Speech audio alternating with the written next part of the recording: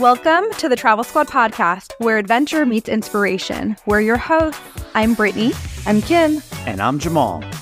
Together we explore international destinations, hike epic national parks, and share unforgettable travel experiences with you, one passport stamp at a time. Our mission is to inspire you to travel by showing you how you can make it work no matter your budget, schedule, or experience level. We bring you along so that you can laugh, get excited, and start planning your own trip.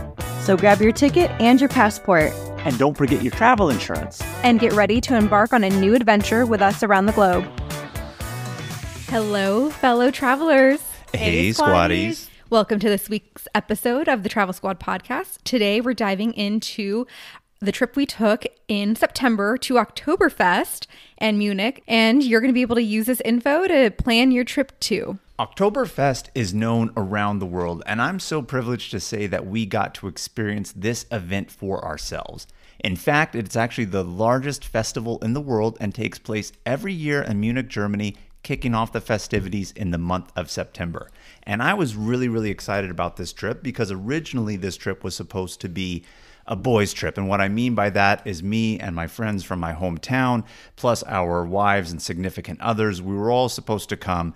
And unfortunately, one of my friends had to back out with his girlfriend due to kind of a little bit of a family emergency. But our friends Garrett and Melissa ended up coming, and they were honorary squaddies with us on this trip. So we still made it a couple's trip, so to speak, but nevertheless, really good time. Had a blast out here at Oktoberfest in Munich. It looks like you guys had a great time. I wasn't on this trip with you. I've obviously heard of Oktoberfest. It's iconic.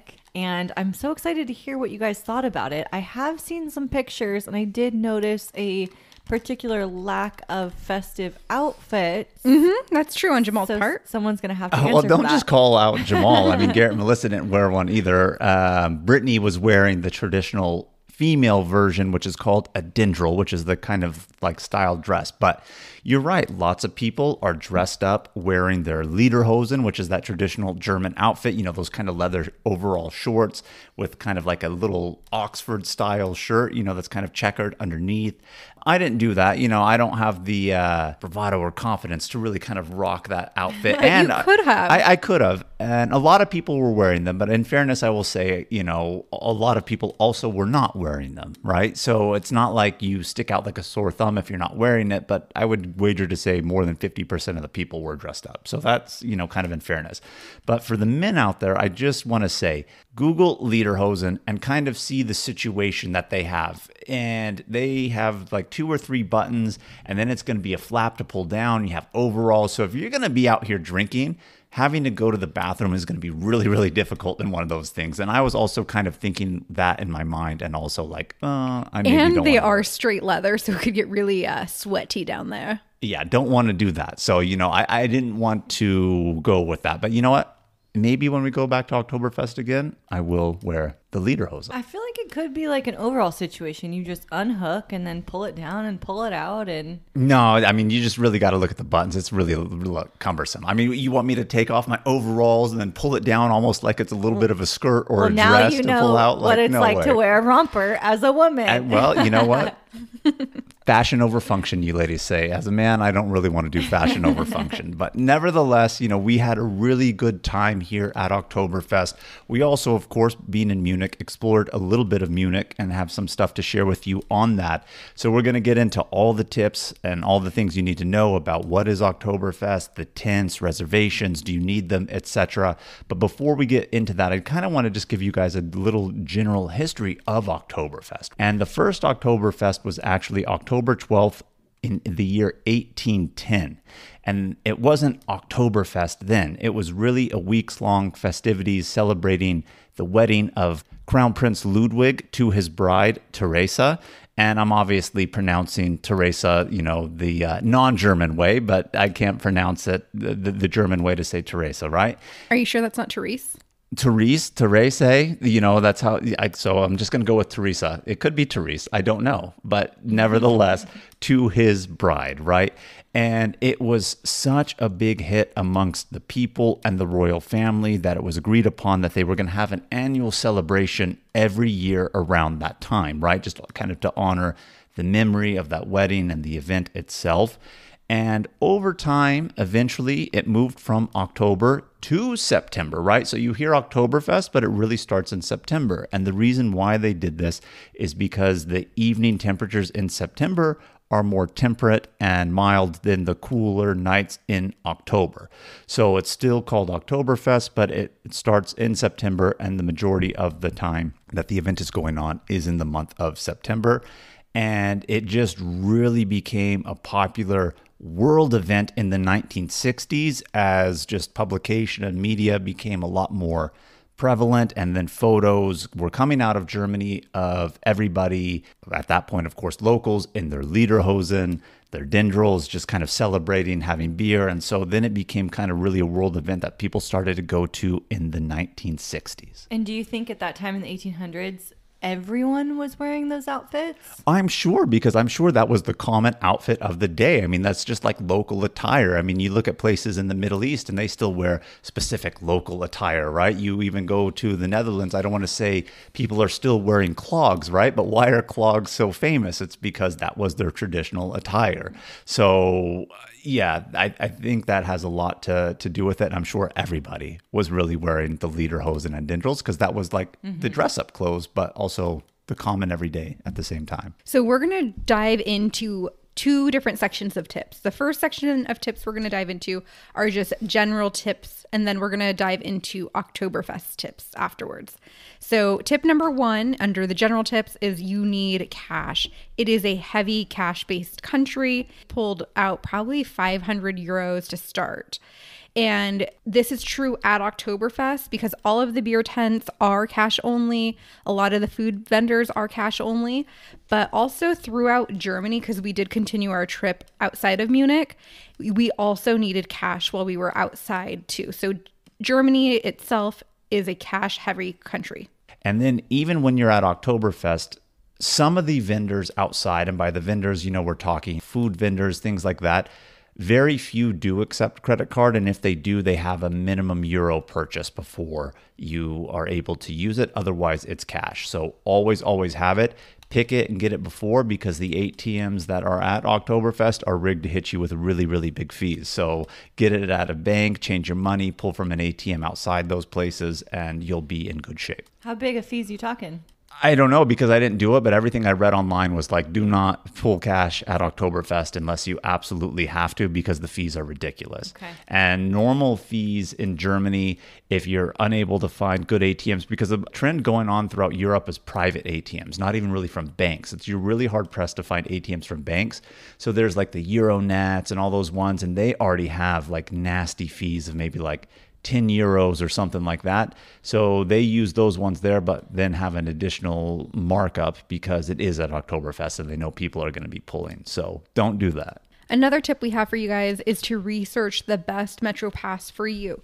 There are so many different options. They have Metro Passes for individuals, for group travelers. So any more than two, you probably do want the group pass, but you all have to be together. They also have it layered out by different zones. So you have to kind of see where are you planning to travel within it. We mostly stayed in Zone M, but Jamal is usually our transportation planner. And he just looked at me and was like, I can't do this. You need to look at this and see if you can understand it. The information they had for the Munich metro and transportation system was a lot more confusing than any other country that I've been to when I was just really trying to read and understand it. So Brittany was able to really kind of figure it out and make it a little bit more easy, or give a second eye for like consensus, like, oh yeah, like that kind of makes sense, right? But everything that you're going to want to do in central Munich is within that one zone, right? So if you're staying within a certain zone, of course, the fares are a lot cheaper. But we knew we were going to be needing transportation from the airport to city center, or city center-ish, because that's kind of where we were staying and our hotel was. And, you know, then it's in different zones. But what's really nice is, again, they do have that group pass. So if you're going two people, because I doubt somebody's traveling alone. So as long as you have two people, I would get the group pass. Again, you have to all travel together, but it's just a lot more affordable. It gives you the metro, it gives you the bus, it gives you the above ground train lines and things of that nature. And I will say this, It's almost like they're on the honor system over there. Nobody checks to make sure you're passed. You don't have to scan a pass to actually get through a turnstile to use. But rest assured, of course, they do have people that will potentially maybe come and check. But at Oktoberfest, we really didn't see this at all. So in all honesty, we could have gotten away without buying anything. I don't recommend doing that because, of course, you don't want bad karma coming back your way. But nobody really checked on anything. And the group ticket is good for up to 5 people. So, obviously if you're traveling with just 2 people, it's going to be a little bit more expensive if you split it per person. But 5 people, it makes it a lot more affordable. We did a 3-day pass and we paid 64 euros total for a group of 4. Nice. Yeah, so if you have 5 people split it up over however many days, you dollar cost average that out, really, really inexpensive. So you're going to want to download the MVV app. What the acronym stands for, I don't know. The M is probably Munich. What the VV, I don't know. But basically, that is Munich's Metro and Transportation System acronym name, MVV. And that app will tell you exactly what public transportation lines you need to take, put in where you're going, and it will hammer it all out for you, tell you your transfers, where to get off, how far to walk, this, that, and the other. So really, really helpful. And what I liked about it too is some apps like this will just tell you if you have to use the metro or whatnot. You kind of have to figure out everything else. But this literally told us like if we were going to transfer from bus to underground and just laid it out on like how far it is to walk. You could actually follow the path where you needed to go to walk to. So it just laid out every single step and made it really easy to follow. How was the weather when you were there? Great question. We had a day that it was really hot and sunny, and then we had a day where it was really cold and rainy. So we got both types of weather. So one tip for Germany in general is to pack layers and also just make sure you have an umbrella. We did bring our umbrellas. Garrett and Melissa did not. So we ended up we gave them one of ours, and then Jamal and I shared one. Yeah, so definitely do bring that pack in layers because, of course, we talked about earlier why they moved Oktoberfest from starting in October to September. But just because the weather's a little bit better doesn't mean you're not on that straddle line between kind of like summer and fall. And the weather is very temperamental in this Bavarian southern German region, which Munich is, of course, a part of. So you're going to want to have that. And another really good tip, just kind of in general, I guess this one is more so an Oktoberfest tip, given the circumstances, but a great tip when traveling anyway, is to stay hydrated, especially if you're going to be drinking at Oktoberfest. You want to stay hydrated. You're already drinking all that beer. Yeah, so. drink that. Yeah, but the thing is too, of course, alcohol will dehydrate you. And one thing I didn't mention when I was kind of talking about just the general history of the event of Oktoberfest is that, one of the things to be a beer that is served at Oktoberfest is it has to be brewed in Munich and it has to follow Munich specific like beer purity laws. What those are, it's really kind of like irrelevant, but they have certain standards. But when they brew it in that way, those beers are very, very strong. So they taste like light beers, but rest assured you have one of them, they're already sitting at 7 to 8%. So they creep up on you and they serve it to you in liters, okay? Not even just like, pints like we're used to or other parts of Europe. No, liters of beer, okay? So you want to stay hydrated. Yeah, so I packed some Liquid IV with us because it's one of our favorite travel products. Keeps us hydrated while flying, traveling, and drinking around Munich.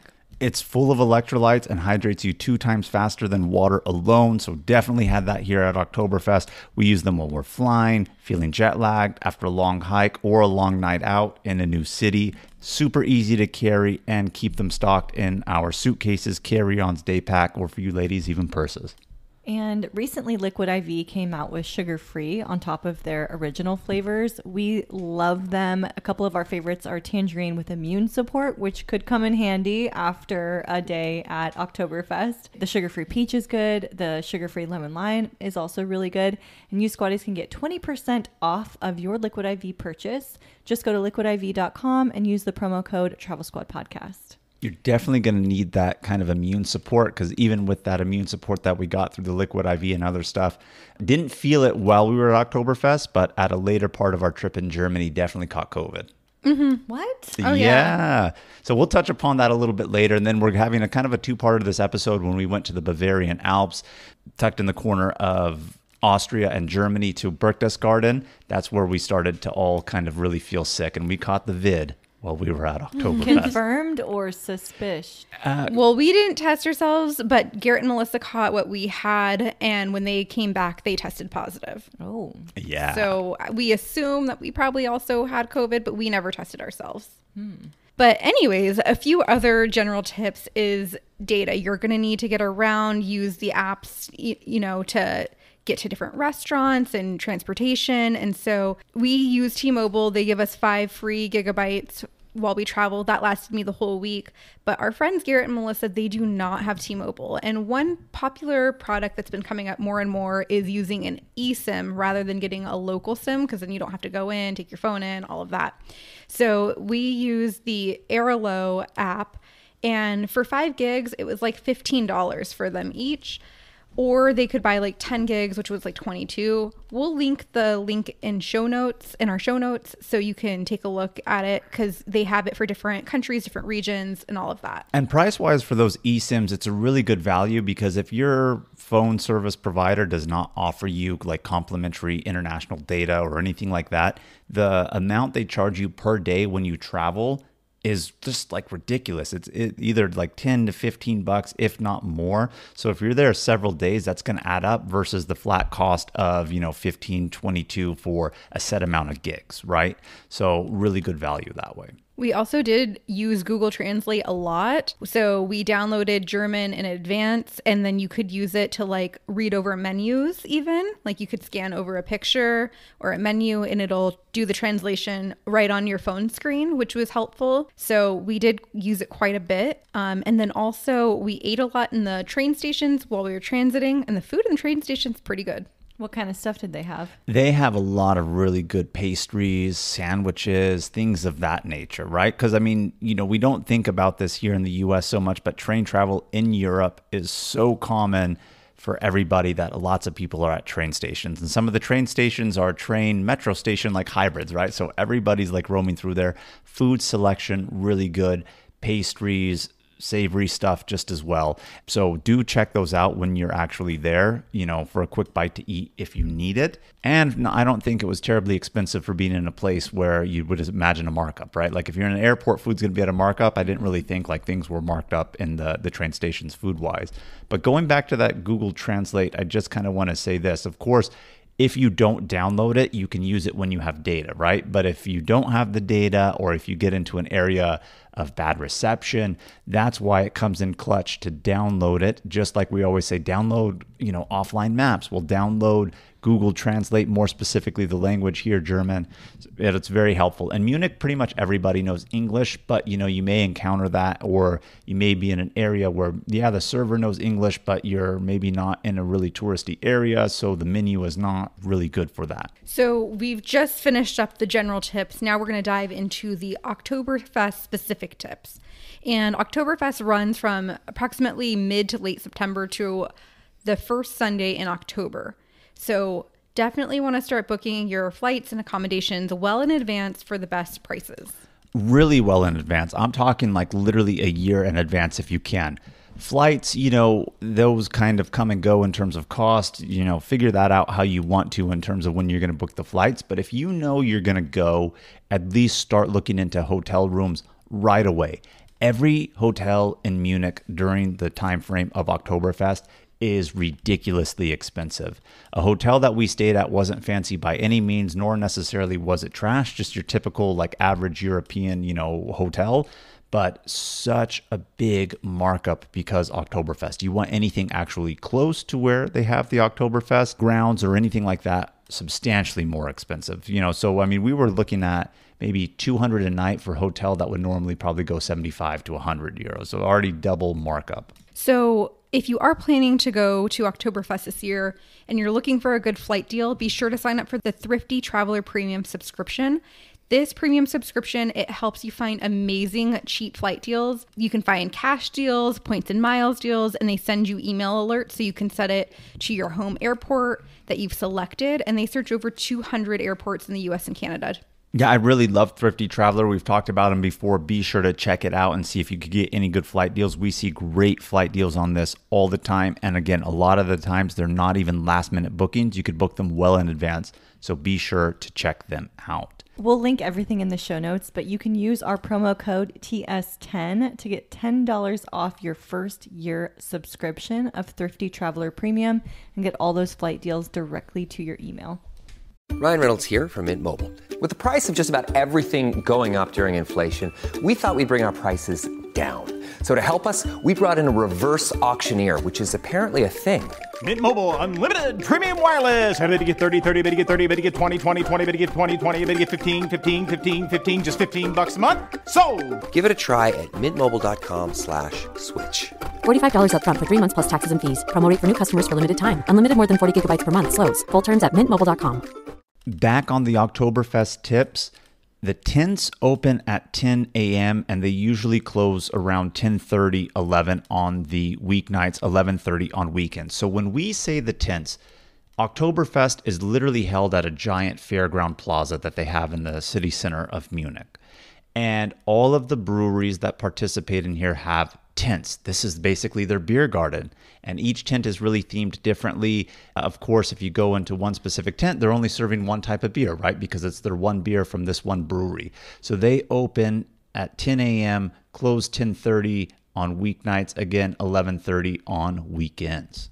I have a question. Do you have to pay to get into Oktoberfest? You do not. To enter the grounds is 100% completely free. To enter the tents is 100% completely free. The only thing that you are charged for is, do you want drink? Do you want food? Or are you going to ride any of the rides? Because like I said, it's a fair. So they also have like carnival rides and things like that there on top of it, which if you're going to be really, really drinking, I wouldn't ride the rides. I mean, I see lots of videos of people just making a mess of themselves when they're really wasted on those rides, or going through like crazy houses that are like obstacles and stuff like that, just falling over because they're just like so sloshed. So that would be crazy. But really good question. No, you don't have to pay to get into Oktoberfest. And one of our squaddies, Ryan, he asked, can you explain the prep for reserving the tent space? Yeah, so really great question. And I kind of did a lot of this, right? You hear things all the time.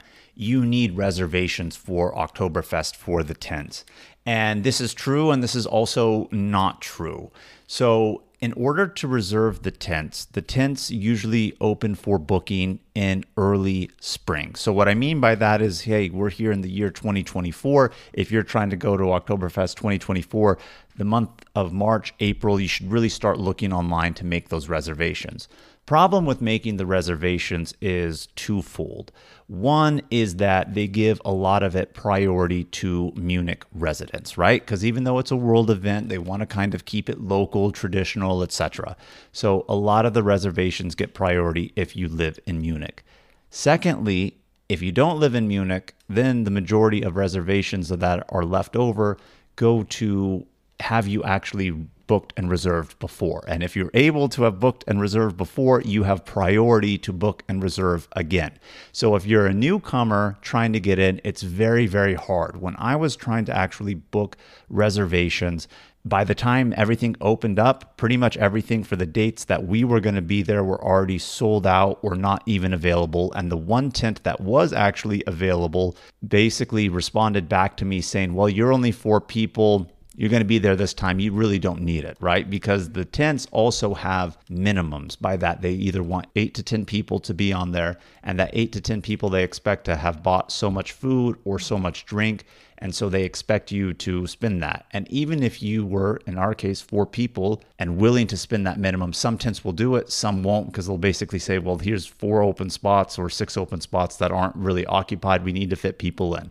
But don't let that intimidate you, because you don't need tent reservations. You can get in without them. The problem is you just don't have a guaranteed spot to sit. So if you get there early enough in the day, I would say when tents open from around 10 to 2 o'clock, no issues whatsoever finding a spot to sit and kind of mark your territory.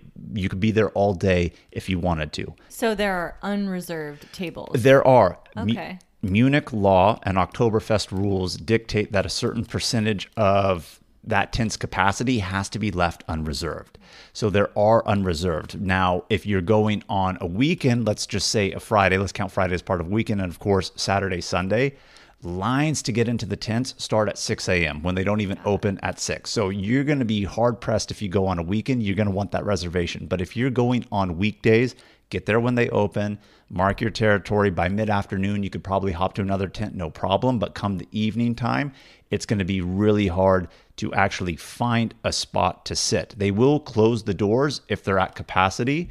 If they're not at capacity, they'll have the doors open. You could still come in, roam around, but really hard to kind of squeeze into an open spot in the unreserved sections. So on the weekends, there's lines to get in starting at 6 a.m. On any other day, are there lines in the evenings to get in? There are. If you Okay. get there in the evening, probably like after work, even on weekdays, then there can be lines, or they close, again, like I said, the doors to the tent to tell people, hey, we're at capacity, at which point people can choose, am I going to wait in line till they open and people leave, this, that, other. So. Okay. Well, the vibe is inside of the tents. Like that's where the live bands are. That's where like all of the action's going. But a lot of these tents also have outdoor seating where you can still hear the music, but it's a different, more mellow vibe. So if you can't find a table inside, you can always find one outside or go to one of the smaller tents that aren't as popular as like some of these really big halls. Yeah, there's like 8 to 10 big breweries and famous beers out there that have these tents. There are smaller tents or open beer gardens that aren't enclosed that you can actually get into that are a lot more easy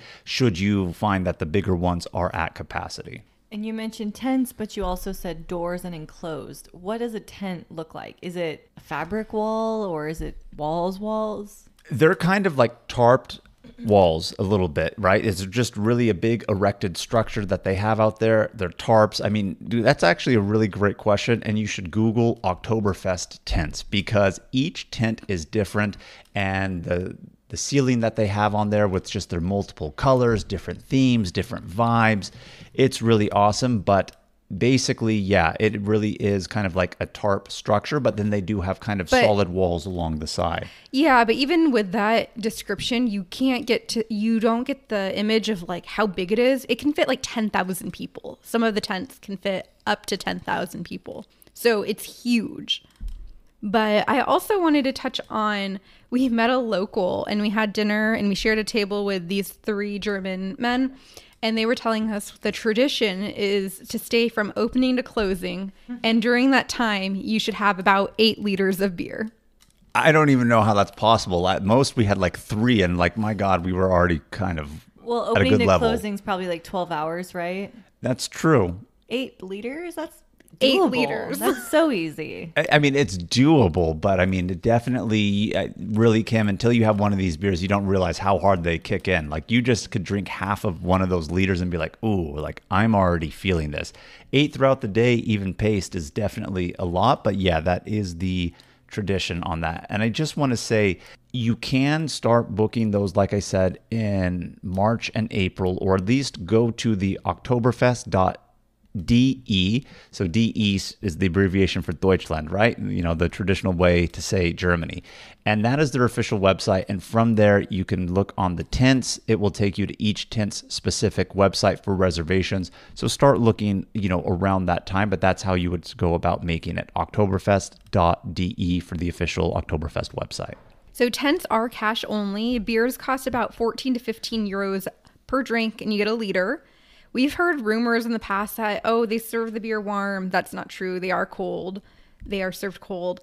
Food is going to be more expensive in the tents than the outside vendors just because it's inside. But what we did see looked pretty good. We did get a pretzel. It was delicious. Did it come with cheese? No, but we got it with like butter on the inside. Yeah, they cut it in half and they slather it with butter on the inside. Really good. It was really good. If you want water, though, you get less than half a liter, and it costs 5 to 6 euros for that. So it's usually, they say it's half a liter. It looked like more like a third to me because they want you to drink the beer. But squad tip, you can bring an empty collapsible water bottle to hydrate beforehand. You can't bring water in with it, but when you leave the tent or go outside, you can fill up the water, drink it, and then go ahead and have it collapse back down again and not have it take up a lot of space because they will not let you walk in with full water bottles at all. Yeah, so in years past, actually, you had to buy water anywhere on the Oktoberfest grounds. I think the last year that we went in 2023, if not the year before, was the first year that they made free water available on the outside. So they have specific tap stations where you can fill the water. But like Brittany was saying, they don't let you in with that. And each tent is really, really finicky. When we tried to walk into one, they were like, oh, you have water. And I said, oh, it's empty. And they were like, oh, okay, go ahead. And I have like a stainless steel, water bottle. And then at another place, they told me you can't even come in with that, even when it was empty. So that tip that Brittany gave of the collapsible water bottle is really, really great, because if you haven't seen a collapsible water bottle, go to our Amazon website, check it out. We have them. We really, really love them. As a matter of fact, you could just compress that down, stick it in your pocket. No one's going to know otherwise. Then you actually leave your Oktoberfest tent, fill it in that free station, save yourself the 5 to 10 euros for the water bottle or supposed half liter that they'll serve you in the steins in the tents. And you're going to be making out like a bandit out there. And they serve the beer cold, but the water they do not serve cold. What's with other countries and their water situation? Yeah, I don't know. But we did touch upon this earlier. A lot of people do dress up at Oktoberfest.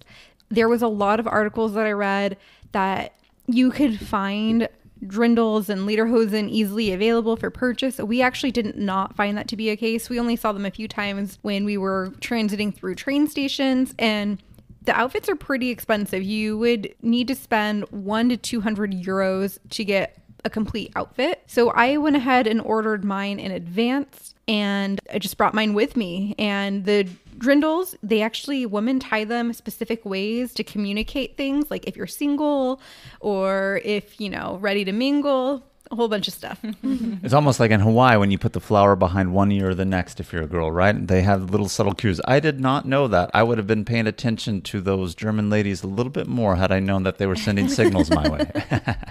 But yeah, for the men, the lederhosen, they're made of leather. We talked about it earlier. So like I said, a lot of people are dressed up in them. So if you're thinking like, oh, I want to dress up, but I'm afraid people won't be and I'll look stupid because I'm in it, that's absolutely not the case whatsoever. But I also want to reiterate, yes, more than 50% of the people are probably wearing the traditional Oktoberfest and German local clothing, but you won't feel like an outcast if you're not wearing anything either, because a good amount of people don't wear it also. You also can't bring any backpacks into Oktoberfest. Into the tent areas, you can wear a backpack on the grounds, but if you want to get into a tent, you can't really bring that in. And they also have, along the grounds, all of these gingerbread hearts that are decorated.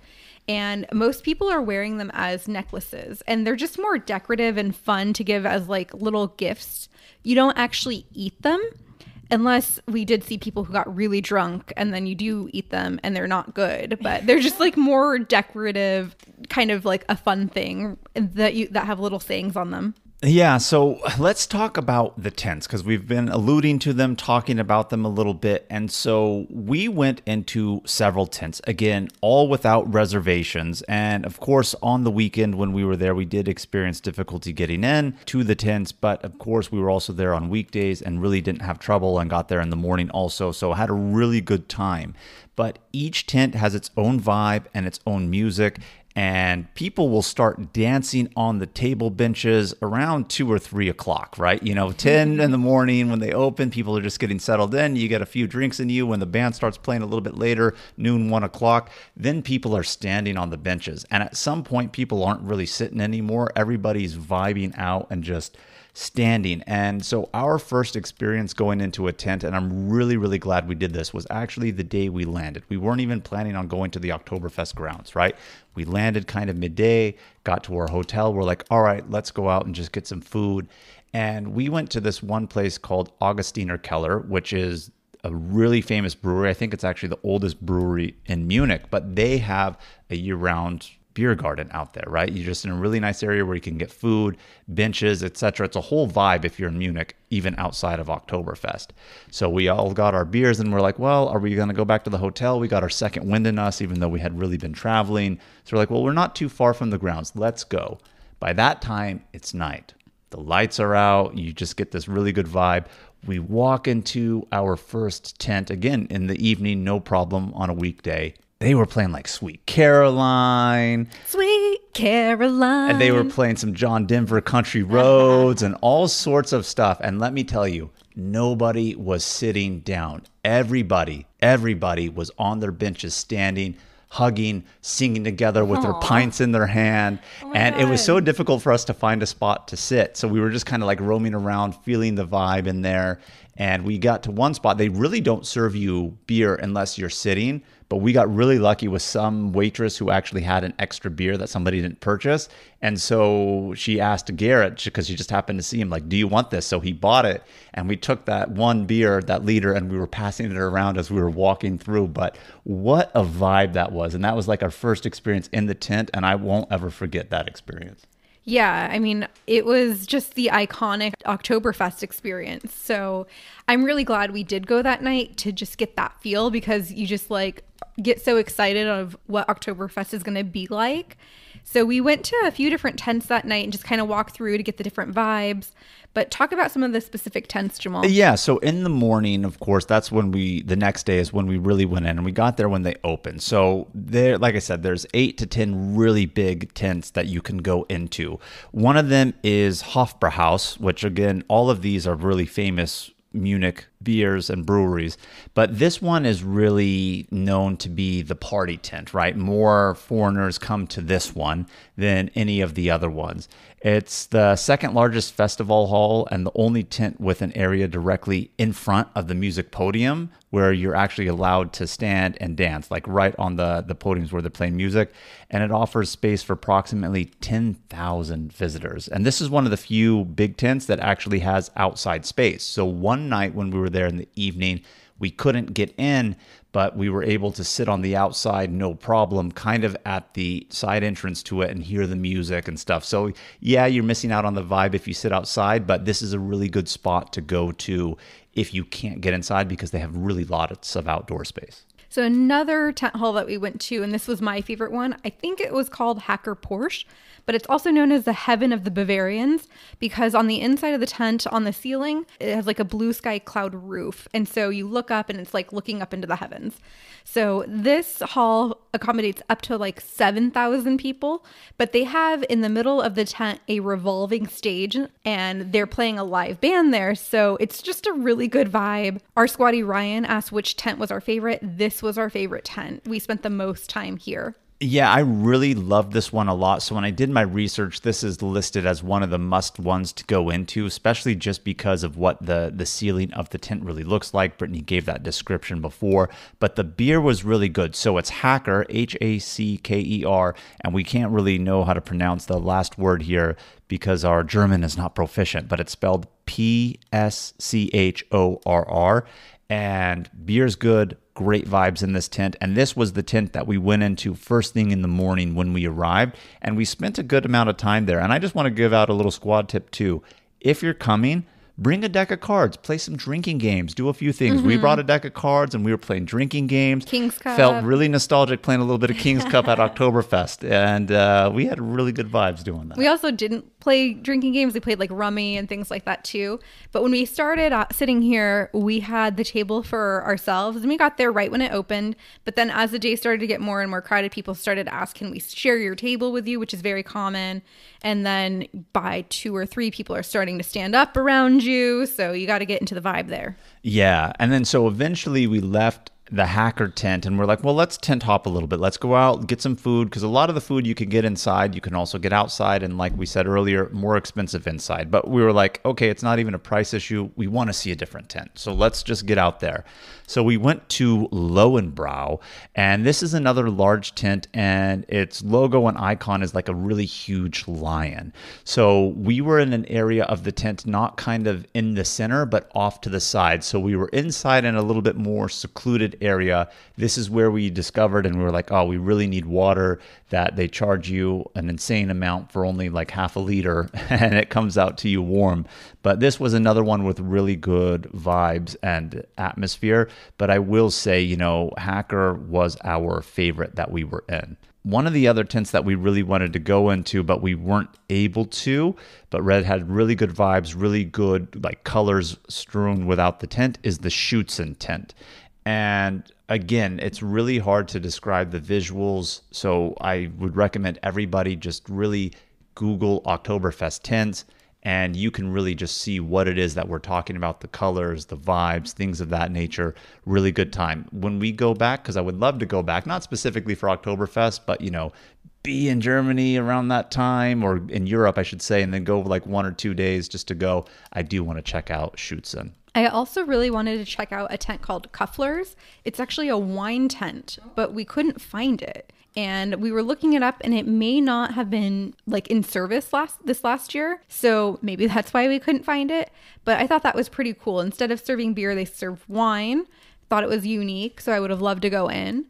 But we did see some of the smaller tents that we didn't really pay attention to their names and just kind of went in. But the bathrooms, if you are in a large tent, there is going to be a bathroom inside. They have plenty of stalls, and some of them require you to leave a tip, so like 50 euro cent piece or a euro cent piece. But the smaller tents, or if some of them don't have bathrooms or they're outside, they might have the public bathrooms, and they do force you to like leave a tip for sure. Wow. So like the larger ones, it's like tips, here's a tip jar, but the smaller areas or the public bathrooms, they will not let you like leave the bathroom unless you put a tip in. Yeah, and some of them range even up to 2 euros versus like 1, right? But So it's not really a tip, but a fee. Yeah. But of course they call it a tip, but I mean, it really is a fee. But I was really shocked at the bathroom situation in the tents, and shocked in a good way, right? I would think to myself, people are here, people are drinking, this is going to be like a mess.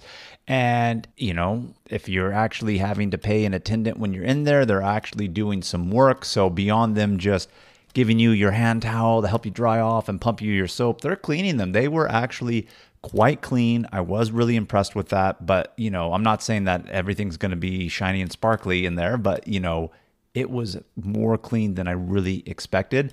And I didn't feel like so grossed out having to go to the bathroom. And at one point I even used one of the public ones outside because we weren't in a tent. And even then, I was just like, okay, I'm feeling really good, because in a place where people are drinking, I hate to say it, you can expect piss on the floor, on the seat. I really didn't come across that. And if anybody's worried, that could be a saving grace for you. It really made me feel a lot better about the situation. That's really promising. That'll be the deciding factor for a lot of people, I'm sure. What about lines for the bathroom? Lines for the bathroom on the outside are a lot larger because more people are outside than inside, right? And there are so few places, and the bathrooms are a lot smaller. Whereas in the tents, yes, there's lines, but I didn't have any lines in the tents we went in. Yeah, but as a woman. But when we saw some lines, for example, when we were roaming around in the evening, when it's a lot more bumping than when we were there during the day, there's a little bit of a line, but it seems like it moved fast because the bathrooms in the big tents, there are lots of stalls. Yeah. So it's like high capacity. Okay. But the outside ones, there's a little bit more of a line, but I would say you can make your way through in 5-10 minutes at the very, very most. And I was worried because I think of the festivals in the US where there's porta potties and they're disgusting. The lines are really long. Yeah. And I was really worried, but that was not my experience at all. The bathrooms were really clean, well kept, no lines. I didn't feel disgusted at all. That's fabulous. How late did you all stay when you showed up at 10 a.m.? Well, we had to take a midday nap after beer number 2. So we probably left, I don't know, I'd say probably 3 o'clock. And then we ended up coming back out that night. But Melissa did not come back out with us because she just crashed hard. Oh my gosh. Yeah, so we ended up going back out. We ended up going to Augustiner Keller again to go get dinner. And I think we even roamed back to Oktoberfest that evening to just kind of roam around, get a few of the snacks and foods and things of that nature. So speaking of that, you mentioned the buttery pretzel. What else did you eat there? Yeah, we're going to dive into that in just a minute. But there are rides at Oktoberfest. And so there are roller coasters, there's swings, there's a haunted house. Jamal mentioned there are obstacle courses. yeah, the crazy house, obstacles, things like that. So and a Ferris wheel. Yeah, so you can have a good time doing that. And I just want to say here before we kind of get into the food too, Kim, because I do want to really address that. we've gotten a lot of questions asking, how much time do you need at Oktoberfest? And I would honestly say 2 days, right? I mean, unless you're really a heavy drinker, you probably will get tired of it like real fast because it's heavy beer. And by that, I mean heavy in terms of like high alcohol content. They're not really too heavy to drink, I don't think. But how much time can you really spend just like in the tents unless you're there like with a giant group of people? It's a whole vibe experience. If you're going plus, maybe longer, but honestly, you don't need any more than 2 days. Before we dive into the Oktoberfest food, we did want to mention that we have several travel itineraries for you squatties because we've had so many requests for them when we do episodes like this. Yeah, we have several international trip itineraries. Our most popular one is Japan, but we also have Banff and Spain. And we have ones in the U.S. like Utah's Mighty Five, Kauai, and the U.S. Virgin Islands. Each of these itineraries is a 20 to 30 page PDF guide that's an instant download that tells you where to fly into, the exact route to take, where to stay, park entrance prices and fees, where to eat, distance between attractions, and things to see and do. Even the hikes we recommend should it be in a national park or nature setting, and the time to allot for each one, and so much more. We'll link all of this in the show notes so you can go over to travelsquadpodcast.com and download yours for yourself. So now we'll dive into the food.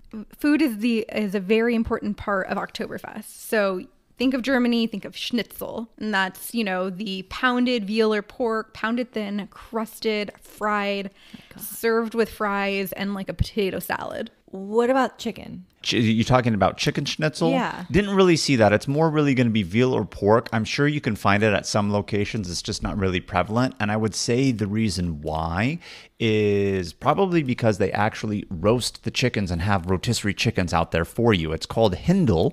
I think that's the German way to say chicken, or maybe the preparation of the chicken. But because they have a whole nother dish of just like a quarter or a half of a rotisserie chicken for you to snag, they don't really put it in the schnitzel. And I think schnitzel really is more traditionally like veal, but veal is a lot less common to come across than pork, right? So pork has really kind of overtaken the schnitzel. We also tried currywurst, which is a bratwurst. So think of like the sausage, but then they put, I know this sounds weird, but they put this warm curry ketchup on top, and it's actually really good, and it's served with fries, and it sounded really weird, but we tried it and it was delicious. Super, super good. I really loved it. And of course, keeping with the sausage theme, you have, of course, the bratwurst. There was this one spot that we got twice, not in the same day, because we're not too crazy. But another time when we were on there, we got, as they were calling them, half-meter wieners. We were like, how can we go wrong with the half-meter? You have to go for a half. Yeah, well, apparently you wanted the full meter. Yeah. Here, size matters, right? We went with the half-meter, and literally they give you this tiny little bun, and then the excess wiener is sticking out on each side of it. But beyond just the comical aspect of it, it was a really good sausage. If Germany knows how to do something other than make cars, they know how to make sausage. And beer. And beer, of course. I mean, that goes without saying. That's why I didn't say it, but really good point, right? Really good sausage. We loved it. And we ended up getting the Hindel also that we mentioned, quarter chicken, half chicken. That was really good. After coming out of the tent, we just ordered one, kind of just like picked it apart, and it was absolutely delicious. On a different occasion, we tried the pork knuckle. What? Yeah. Oh, this was really good. Is it actually a knuckle? No, it's just the meatier part of the pig leg. And the outside of it, they make it really crispy. So the skin's crispy, but then they have this moist, tender, delicious center. And you can either get it just like plain on a stick, or you can get it in a sandwich form. Think of this almost like pork belly, right? When you have the pork belly and they fry it up and it's really crispy on the outside, and then the inside, it's like kind of really soft, really juicy, and kind of fatty in a good way, with kind of like the meat liquids coming out. This is kind of how the pork knuckle was, and it was so good. When I say the meat fluids, I'm talking just the juiciness, Kim, not anything like uncooked. Meat fluids is a weird way to say it. Maybe that wasn't the best description, but point being, the pork knuckle was really, really good. We loved those a lot. And then you have to have a sweet tooth at Oktoberfest too. So some of our favorite things was they had these roasted nuts. You can get them chocolate covered. Some were covered with chocolate and then coconut, eggnog flavored ones, cinnamon and sugar. They had a lot of different nut toppings, and these were really delicious. We got them a few times. Well, not even just nut toppings, nut options that were topped differently, right? True. They had cashews, they had almonds, peanuts, pecans, all types of nuts with different types of flavorings and coatings on top, whether it be sweet, savory, just those different flavors. So we really love those a lot. Of course, we touched upon this earlier. The pretzels are everywhere. You could either get them plain or slapped with butter. Crepes. I don't even really know how to pronounce this one, so I apologize on it, but we really wanted to try this one. It's called the Dempfundel, or how do you say it, Brittany? I don't know. That would be our best guess. But it's a soft bread, and it's served with a warm vanilla sauce around it, and it's really good. I love that the desserts were not overly sweet. I feel like in the US at the fair, everything's like fried, deep fried, super, super sweet. We had good sweet options without it being like overly sugar loaded. Yeah, It wasn't overkill. It was just the right amount. That all sounds really good. I mean, the nuts, the half-meter wieners. Oh, yeah. I went back. I went seconds on that half-meter wiener. You went full meter. Yeah, we went full meter, although I don't remember if it was the first or the second time, but they broke the wiener. It was the first time they broke my wiener. They picked it up, and then so they had to double stack Brittany's wiener in the bun versus having it hang out the side. ED situation. I know, a little bit. But I mean, that was kind of really Oktoberfest, what you can expect, really fun experience, how to go about, making the reservations if you're going to be able to get them, just the whole process. But of course, we're in Munich. We wanted to do things that were in Munich. So beyond Oktoberfest, what else did we do, Brittany? Before you get into that, I don't know anything about Germany. So what kind of a city would you say Munich is? Like big skyscrapers, natural, what would I see there? Well, so there were areas where there are skyscrapers, but it's not going to be like a really prominent area where there's tons of skyscrapers, not a massive congregated city. in an area. Yeah. It's really kind of spread out, and buildings are tall, but not as tall as, like central downtown areas. And a lot of the architecture in there is still a little bit more traditional, right? When you just kind of think of maybe German architecture or European architecture, you're really going to see that there. So it is definitely a modern city, but I mean, don't compare it to like a San Francisco or New York in terms of what the buildings look like. It's nothing going to be like that. So the first thing that we did when we got into Munich, and we kind of mentioned this already, was we went to Augustiner Keller, which is the oldest brewery in Munich. They have the beer garden outside. We had beer there. We had currywurst with fries. We tried sauerkraut. And then they had this potato ball that was pretty intriguing. And they had these stands where it was almost cafeteria style that you would go up and get your food. But then they also had restaurants within that area too. So we went back another night and we went to a restaurant and tried schnitzel, and we had the best schnitzel while we were there. I need to take a little step back. You can't just say potato ball and not explain what that is. I don't even know what it is. It was like a fluffy... It was like a potato dumpling type Yeah. style ball, a little bit. Almost like a matzo ball, but not really mashed matzo. potato that they fry? It was so tough to tell because let me tell you something about German food. It's all really heavy. So then it comes out with a sauce on it. So you're really trying to figure out what all these textures are. And I really don't know, to be honest. But yeah, I would basically say it was a potato ball that was kind of mashed together, of course, as a ball, maybe fried, maybe kind of cooked on a skillet in its pieces. So it kind of had a hard exterior, a little bit maybe softer on the inside, covered in a gravy with everything else that, went with it. But yeah, I guess that's kind of a good tip. German food is really heavy in terms of sauces, filling you up. Maybe it's fried, breaded, etc. So after a while, you just kind of got to be cautious of what you're eating. When we wanted something a little bit lighter, believe it or not, we went to go get gyros and shawarma sandwiches out and about just to get veggies, because I'm I need some veggies in a sandwich. But Augustiner Keller was great because the beer garden vibes there are awesome. Just benches on the outside. If you're there in the evening, lights strewn. And then again, you could either choose sit down restaurant style with a menu or kind of cafeteria style, getting all sorts of good food. We went back here several times and absolutely loved it. And it's not super crowded during Oktoberfest because everyone's at the festival. So here you could spread out. There were still people there and it was still a good vibe, but you're not overly crowded at this point in time. We also went to Old Munich. We went to the St. Peter's Church in Old Munich. They have an Altar Peter where you can climb 306 steps up on the tower, and it has really good views of Munich. It's about €5 a person, so we did do that. Yeah, that was really cool. And in Old Munich area, this is where you're going to find more of those traditional old style, like European buildings that you would imagine, like if you were in Europe, right? But this one kind of has that Bavarian German flair style to it a little bit. So we really enjoyed this, and it's all kind of congregated in one area within Munich.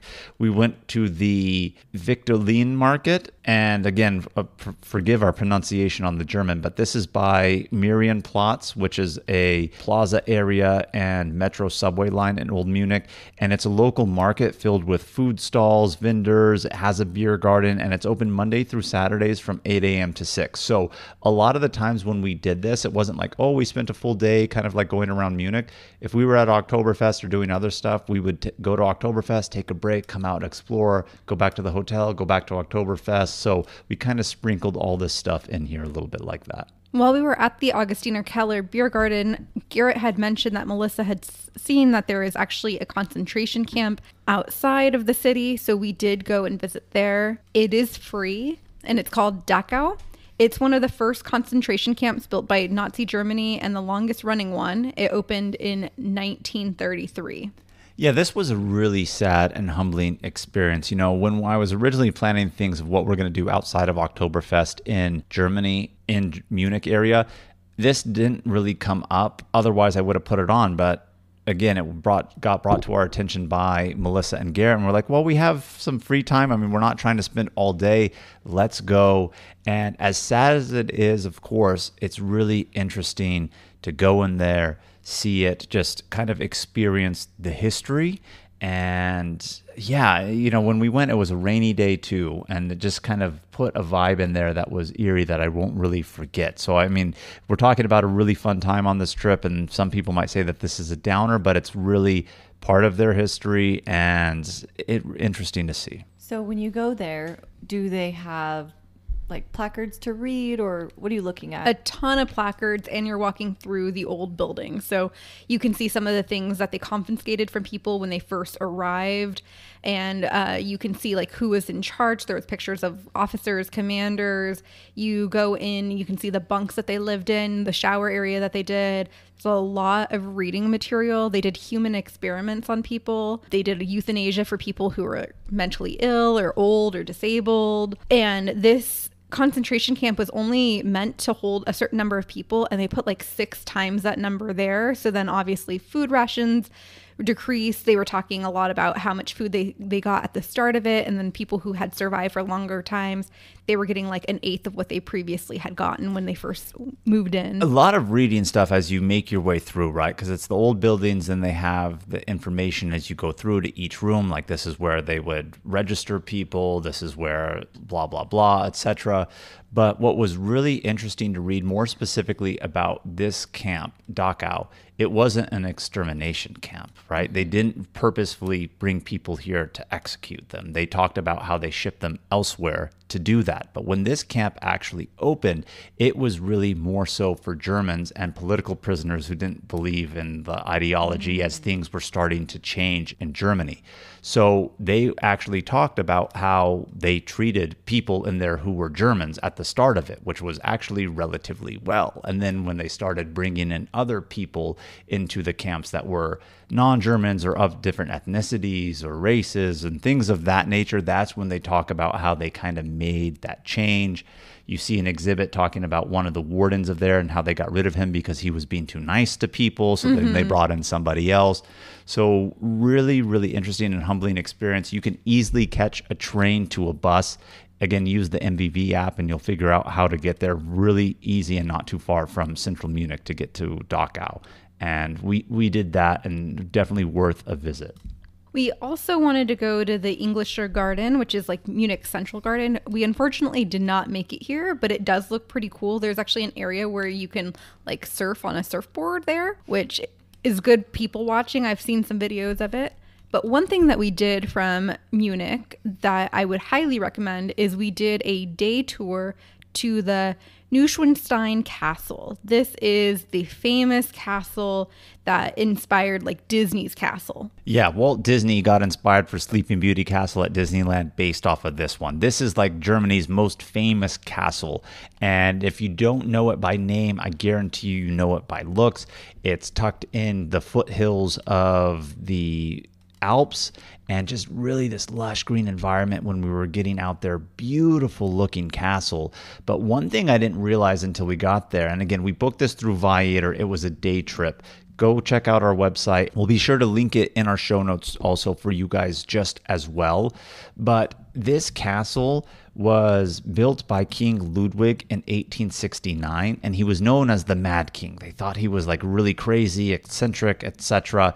And there's a history to him and kind of the castle itself, which if you go, they'll get into that. And, you know, I feel like I would be doing it a disservice to really tell the story because it wouldn't be as nuanced. But basically, he was a Mad King. He was building it. And at some point, eventually, people turned on him and he got murdered. So the outside is finished.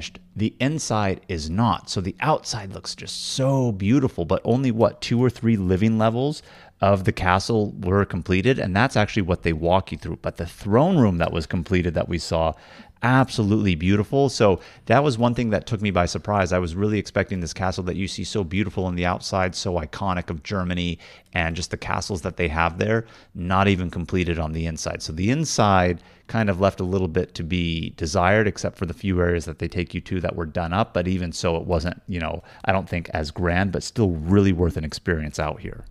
Yeah, and when you go to the castle, they actually drop you down at the village beneath it, and you can get to the castle by 3 ways. You could either walk up, it's all uphill, so it'd be an easy day. We decided to forego the easy day this day, not do that. You could also do a horse and carriage or take a bus, which is what we did. And then we did walk down as part of our easy day.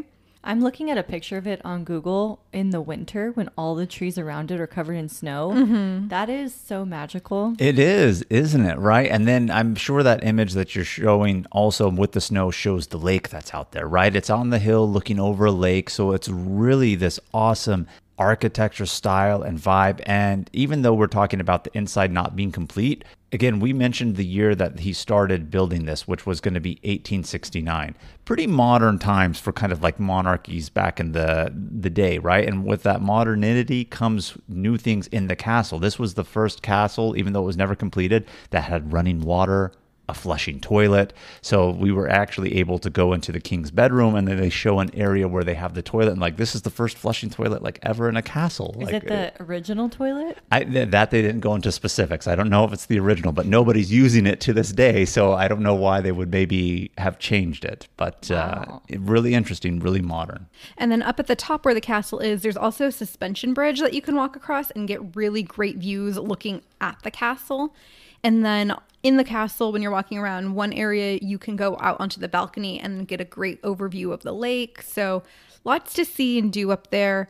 It was definitely worth the day trip. I want to say we paid about like $75 for the transportation, the guides, and then we paid a little extra to do the guided tour of the castle. That's a really good point. One thing that we did not mention that Brittany just kind of highlighted upon, everything that you look at on Viator or Viator, however you say it. I think it's Viator, but I say Viator because I'm so used to it that way. But everything that gives you a tour to this castle just is your transportation to there. It does not include your entrance to the castle, so that's something that you need to buy either when you're there or depending on the tour company you choose. When you're checking in, they'll say, hey, do you want to go in? And then you can pay the additional €17 there, bypass the line to get in, do the guided tour. So the price that you see for the tour listed on Viator does not include the entrance to the castle, but it's very nominal. And if you're going to go, you should do that. About how long did you say it is from where you were staying in Munich? It was about a 2-hour drive out there, wasn't it? Each way? Wow. I want to say, yeah, it was probably about that. We did stop on the way there to use the restroom. And then when we got there, we stopped at the village below hand to have lunch before we went up. But then on the ride back, because everyone's tired from the long day, like it definitely takes up your day.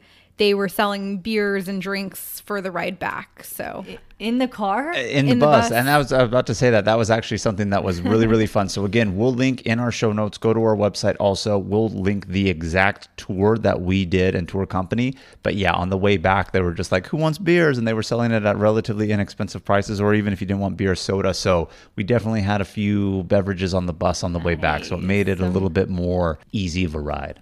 So that's pretty much the bulk of Oktoberfest Munich, but we did get a question of the week.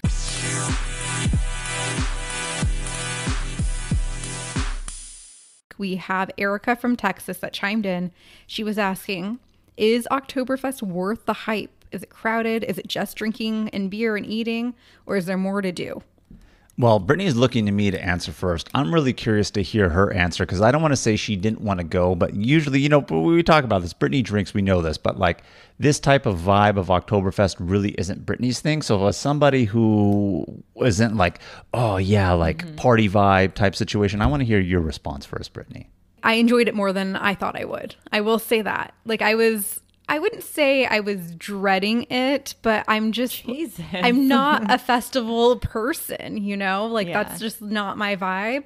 But I feel like when we walked in the first night, everyone's singing and dancing, and although people are getting drunk, it's like an organized drunk in a way. So it's not just like completely just like everyone's obliterated. So I did enjoy it. I thought it was like fun vibes.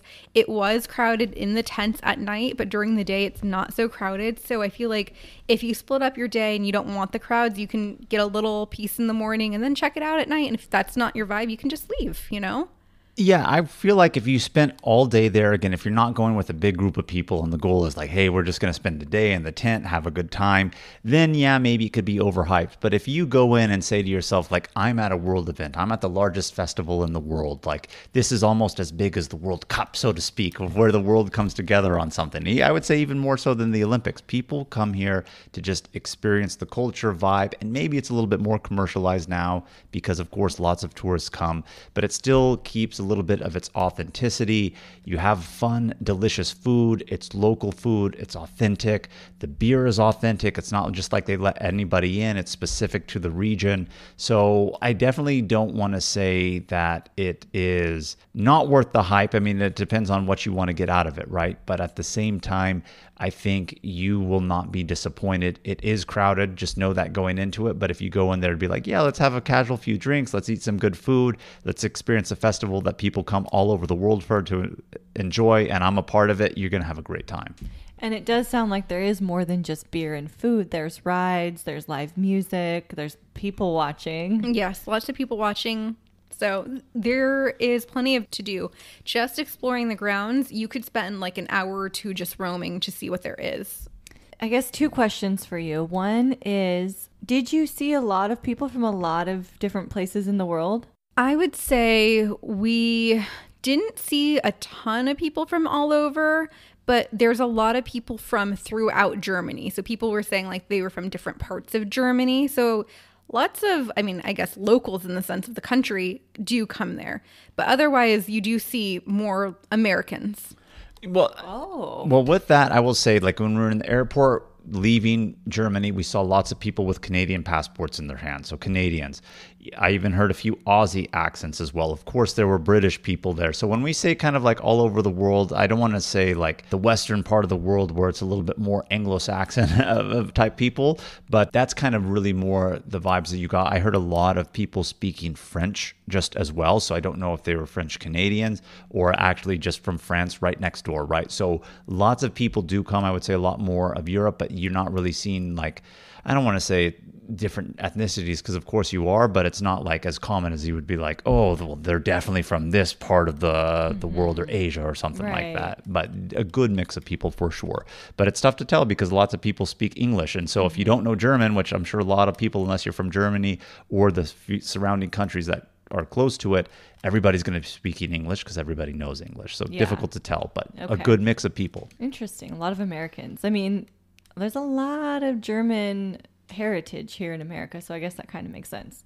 Second question for you, because it is a festival for drinking, did you see any Well, you said you did see some drunk people, but like, what was some of the crazy stuff that you saw? Really great question. Funny you mentioned that because, of course, you see drunk people moving around. I don't know if I really saw anything that I thought was just absolutely too crazy, but of course, Instagram, the algorithm, it knows where I am. And I started getting this one feed from this one guy, and I forgot what his handle is called, but he's like, what I saw day one Oktoberfest, right? And then he just shows all this crazy like debauchery of different things. And then I kept seeing that over and over, day 2, day 3, day 4. And I'm just like, why am I not seeing this? I saw more stuff in the videos of what was going on that year than I really saw in person. Okay. So crazy things can happen. Some of his videos showed people puking on the rides, going through those kind of obstacle course houses where they have like a conveyor belt area and people clearly can't stand on that as it's like sliding them up. We saw videos of people peeing in the tents. But what we really did see are like people coming out drunk of a tent, their friends needing to like be their weights, you know, and they're kind of like carrying them out and they're like, oh man, I love you so much, man. This is such a great time. You know, like that's the kind of drunk feel that we saw. Yeah. Mostly. I feel like it does get a little slippery because people are spilling their beer. So it's easy to like slip and fall in one of the tents because it's just beer on the ground. But do you think that if you had stayed later, you would have saw more of that?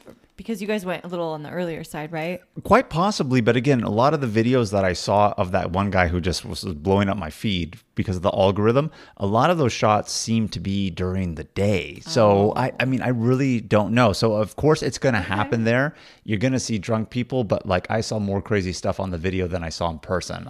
We did see people get kicked out of tents. Like you can't chug your beer in the tents. Like you're not allowed to. You can't chug your beer? No, it's like That's rule. A very weird rule. Yeah, probably because they're so large. I don't know. So they will kick you out if you do start chugging and people start cheering you on.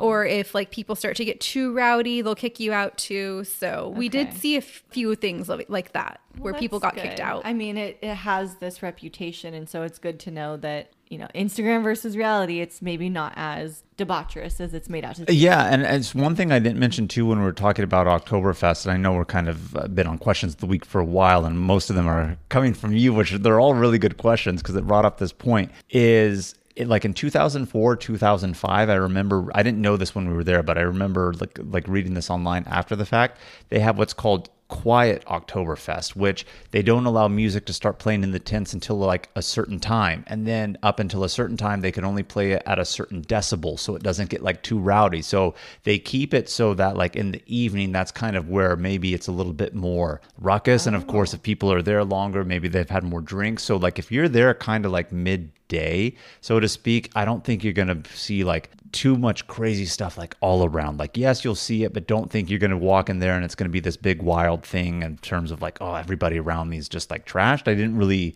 feel that way when I was there. And then they have provisions in place that kind of really make it as such in terms of like how loud they can play the music and this, that, and the other. So, I mean, and we didn't see any families in the beer halls, of course, but on the grounds, people are walking around with their families. Like their small children are in strollers. Like it's a family event too. So people are going to the fair to try fair food, go to ride some other rides, check out the grounds, and do all of that other stuff. Cool. It sounds like a really good time.